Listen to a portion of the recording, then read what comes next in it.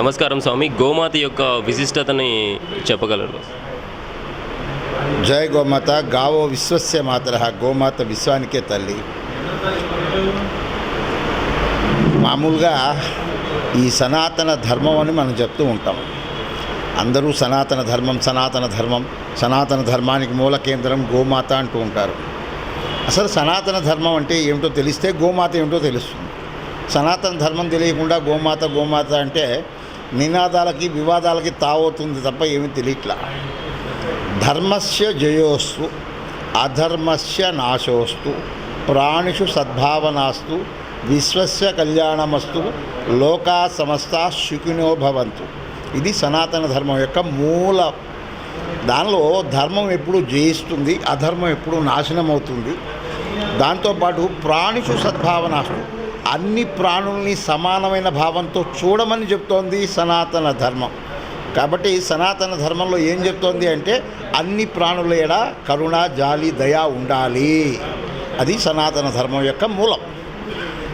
So సనాతన ధర్మం యొక్క మూలం అదైనప్పుడు అది ఉంటే ఏం జరుగుతుంది? విశ్వస్య కళ్యాణమస్తు, విశ్వం అంతా కూడా చాలా బాగుంటుందని చెప్తోంది.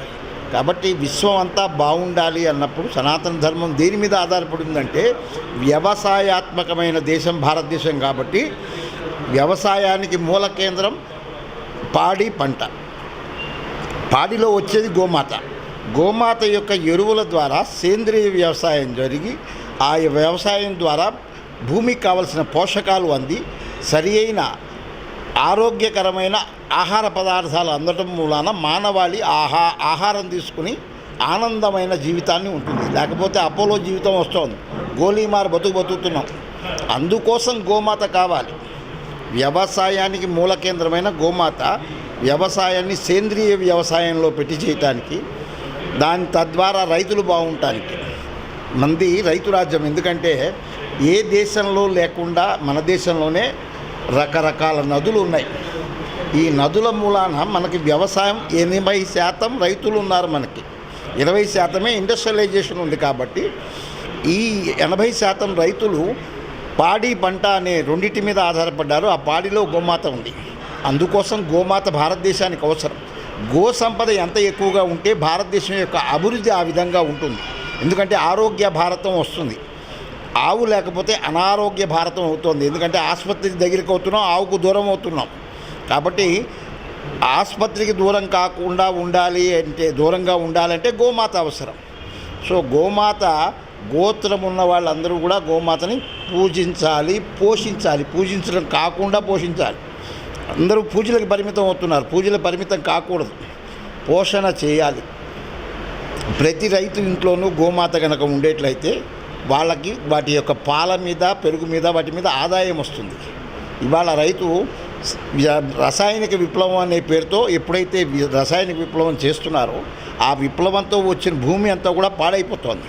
ఇవాళ గోరక్షణ చట్టాలు ఉన్నప్పటికీ ప్రభుత్వం యొక్క అసమర్థత ఒకవైపు, అనైక్యత మూలాన ఉన్న హిందూ సమాజం ఒకవైపు మధ్యలో గోమాత చాలా ఇబ్బందులు పడుతోంది. కాబట్టి గోమాతను కాపాడుకోవాలంటే ప్రతి ఒక్కళ్ళు రోజు ధర్మాన్ని ప్రబోధించే పీఠాధిపతులు, మఠాధిపతులు, తెల్లారు లేస్తే టీవీల్లోకి వచ్చి ధర్మ ప్రవచనం చేసే ప్రవక్తలు సందుకో గల్లీకో చాలామంది ఉన్నారు. గుళ్ళల్లో పూజ చేసే పూజారి దగ్గర నుంచి కూడా వీళ్ళకి కర్తవ్యం ఉంది గోమాత యొక్క వైభవం. ఎందుకంటే గోత్రం చెప్పి పూజ చేస్తారు. ఆయన పూజ అయిపోగానే గోబ్రాహ్మణేభ్య శుభమస్తు నిత్యం లోకా సమస్త సుఖినో భవంతు అని చెప్తారు. కాబట్టి గోవు ఉంటేనే సుఖం జరుగుతుందని చెప్పే వాళ్ళందరూ కూడా గోవుని కనుక విశిష్టతని ప్రపంచానికి చాటి చెబితే గోమాత యొక్క మనుగడ బాగుంటుంది. గోమాత బాగుంటే భూమాత బాగుంటుంది. భూమాత బాగుంటే మనం బాగుంటాం. భూమి నుంచి అన్నీ తీసుకుని భూమికి కావాల్సింది. ఎందుకంటే ఇది భూగోళము అంటాం. భూ అంటే భూమాత, గో అంటే గోమాత. గోమాత లేని భూమాతే గందరగోళం అవుతుంది. కాబట్టి ఈ గందరగోళం నుంచి మనం తప్పించుకోవాలి అంటే ఈ ప్రకృతి విపత్తులు చూస్తుంటే ఆశ్చర్యం. మేలో ఎండలు ఉండాల్సిన టైంలో వర్షాలు పడుతున్నాయి, ఋతుక్రమాలు తప్పుతున్నాయి. ప్రకృతి మనం కాంక్రీట్ జంగిల్ చేస్తున్నాం, చెట్లు పెంచట్లే, చెట్లు నరికేస్తున్నాం.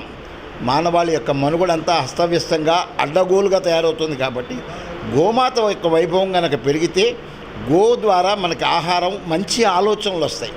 ఆలోచన వచ్చినప్పుడు ఆచరణ వస్తుంది, ఆచరణ వచ్చినప్పుడే మాత్రమే ఆనందం వస్తుంది. కాబట్టి గోమాత మన జీవితాల్లోంచి విడతీయలేని బంధం ఉన్నది. కాబట్టి గోమాతని అందరూ పోషించాలి. పోషించి తద్వారా ఇదే కాకుండా వ్యవసాయాత్మకమే కాకుండా ఆధ్యాత్మికంగా మనకి శివుడికి అభిషేకం చేయాలంటే ఏం కావాలి? ఆవు పాలు కావాలి. అంటే ఆధ్యాత్మికంగా కూడా కావాలి. హోమాలు చేయాలంటే ఏం కావాలి? ఆవు నెయ్యి కావాలి.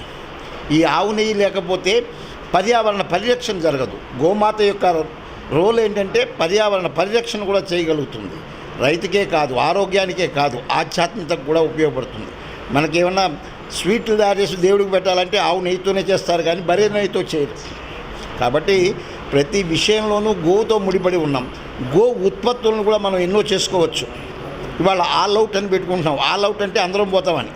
అదే ఆవు పేడ వేప ఆకుతో కలిపి మనం తయారు చేసి ఇళ్లలో కనుక వెలిగించుకుంటే దోమలు పోతాయి, ఆరోగ్యంగా ఉంటుంది. కాబట్టి గో ఉత్పత్తులను ఎక్కువగా చేసి గోవు తన కాళ్ళ మీద అది బతికే విధంగా కనుక మనం చేయగలిగితే గోమాతకు మన అండ, గో సంరక్షణ మన ఎజెండాగా కనుక మనం చేయగలిగితే గోమాత మన కూడా బాగుంటుంది. దాని మూలాన లోకా సమస్త సుఖన పొందు, అన్ని లోకాలు బాగుంటాయి. గో ఉంటే గోలోకం బాగుంటే భూలోకం బాగుంటుంది. కాబట్టి గోలోకాన్ని ముందు కనుక మనం తయారు చేసుకుంటే భూలోకం బాగుంటుంది. మీ అందరికీ తెలియజేసుకుంటాం. జై గోమాత. స్వామి, గోవులు అంటే ప్రతి ఇంట్లోనూ ప్రతి రైతు దగ్గర గోవులు ఉండాలని చెప్తున్నారు. ఎటువంటి గోవులు ఉన్నారు? ఈ మధ్య ఈ హెచ్ఎఫ్ అంట రకరకాల 20 లీటర్లు 15 లీటర్లు ఇలా అసలు ఒక యంత్రంలాగా ఉండే గోవులు ఉన్నాయి. కానీ అసలు ఎటువంటి గోవును పెంచుకోవాలనేసి చెప్పండి ఒకసారి. మోపురము గంగడోలు లేని గోవు కాదు. మోపురం లేకుండాను గంగడోలు లేకుండాను ఉన్నా కూడా అది జంతువు కింద పాలిచ్చే జంతువు. అంటే ఒక గాడిద పందికి సంకరం చేసిన సంకర జాతి గోవు ఈ జంతువే మాత్రమే హెచ్ఎఫ్ జెర్సీ. దాన్ని మనం ఏం చేస్తున్నాం? ఆవు అని పిలుస్తున్నాం. జెర్సీ ఆవు, హెచ్ఎఫ్ ఆవు అని పిలుస్తున్నాం. సోనియాని గాంధీ అంటున్నాం, జెర్సీని ఆవు అంటున్నాం. ఎప్పుడైనా సరే సోనియా ఎప్పటికీ గాంధీ కాదు, జెర్సీ ఎప్పటికీ ఆవు కాదు. ఎప్పుడైనా సరే సోనియా ఎప్పటికీ గాంధీ కాదు, జెర్సీ ఎప్పటికీ ఆవు కాదు. కాబట్టి దీని మూలాన ఈ పాలు వజ్రకాయంగా ఆరోగ్యాన్ని ఇచ్చేది దేశీయ గోవు పాలు. ఈ యొక్క విదేశీ పాలనలో మనం మగ్గి విదేశీ యొక్క హైబ్రిడేషన్ చేసాం, విత్తనాలన్నీ మార్చేసాం, నాశనం పట్టిస్తున్నాం. ఉన్న వాటిని బ్రహ్మ సృష్టి కన్నా విశ్వామిత్ర సృష్టి ఎక్కువ చేసి నాశనం పట్టిస్తున్నాం. కాబట్టి అదే ఈ హెచ్ఎఫ్ ఇవాళ మనకు అమ్మే పాలు కూడా జెర్సీ పాలని అమ్ముతున్నారు. ఈ జెర్సీ పాల మూలన పిల్లల్లో ఆలోచన శక్తి, మేధాశక్తి తగ్గిపోతుంది. వాళ్ళకి అందరూ ఇండియా ప్రపంచంలో డయాబెటిక్ కంట్రీ అవ్వటానికి మూల కారణం తెల్లారి లేస్తే టీ, కాఫీ అన్నిట్లోనూ ఇలాంటి పాల వినియోగం చేసి అదే పాలు విషంగా, అంటే పూతన ఇచ్చిన పాలు ఎలాంటివో దేవకి ఇచ్చిన పాలకి పూతన ఇచ్చిన పాలకి తేడా ఎంత ఉంటుందో అటువంటి తేడా సొంత తల్లికిను దీనికి పందికి గాడిదకి సంకరం చేసిన సంకర జాతి పాలు మనం గనక వాడితే మన బుద్ధులు ఎలా ఉంటాయో మనకు తెలుస్తుంది. గాడిదలాగా తిరుగుతాం, పందిలాగా పొరుతాం, రకరకాలుగా మన జీవితం అంతా కూడా ఏదైతే తింటామో అలాగే తయారవుతాం. కాబట్టి గోజాతి అంటే స్వచ్ఛంగా మోపురము ఉండి సూర్యకేతు నాడితో విశ్వంతో కనెక్ట్ అయ్యి కెరిటిన్ అనే పదార్థాన్ని తయారు చేసి లేత పసుపచ్చ రంగులో ఇచ్చే పాలతో వజ్రకాయంగా ఉండేది మాత్రమే గోవు తప్ప తతిమావి గోవులు కావు. స్వామి, ఇప్పుడు ఈ ఎడారి మతస్థులు గోవుని చంపి తింటున్నారు. గోమాంసం తినడం వల్ల కలిగే నష్టాలు ఏంటి స్వామి? గోవు తన ఆహారంలో తీసుకున్నప్పుడు ఐఐటి బాంబే వాళ్ళు ఒక ప్రయోగం చేశారు. రోజు కొద్ది మోతాదులో విషాన్ని ఇచ్చి అది పాలల్లో కానీ దాని మూత్రంలో కానీ దాని పేడలో కానీ ఎక్కడైనా తేలుతుందా అని చెప్పి అలాగ ఒక 40 రోజులు దాని మీద ప్రయోగం చేస్తే పాలల్లో తేడా రాలా, మూత్రంలో తేడా రాలా, పేడలో తేడా రాలా. మరి ఇదంతా ఎక్కడ దాచింది అంటే మనకి శివుడు నీలకంఠుడు అని చెప్పి అంటూ ఉంటాం. ఆయనకి మధ్యలో విషమంతా మధ్యలో పెట్టేసుకుంటాడు. అలాగ గంగడోలులో దాచుతోంది గోమాత. ఇది ఎప్పుడైతే వీళ్ళు చంపుతారో దాని శరీరం అంతా కూడా విషపూరితమైపోతుంది. విషపూరితమైన ఆహారాన్ని ఎప్పుడైతే వీళ్ళు తీసుకుంటారో అనేక రకమైన వ్యాధులు అన్నీ వచ్చి వీళ్ళ జీవన విధానం మళ్ళీ గోలిమార్ బతికే. ఎందుకంటే ఇవాళ మీకు ఒక విషయం చెప్తా, ఆవుని ఎందుకు చంపకూడదు అంటే ఆవు రోజు 20 కిలోల పేడ వేస్తే దాని నుంచి 16 కిలోల బయోగ్యాస్ వస్తుంది. దాని మూలాన మీకు ఇంట్లో విద్యుత్ వస్తుంది, ఇంట్లో వంటలు చేసుకోవచ్చు. దాన్నే మీరు గనక బయోసిఎన్జి చేస్తే మీ వాహనాల్లో నింపుకోవచ్చు.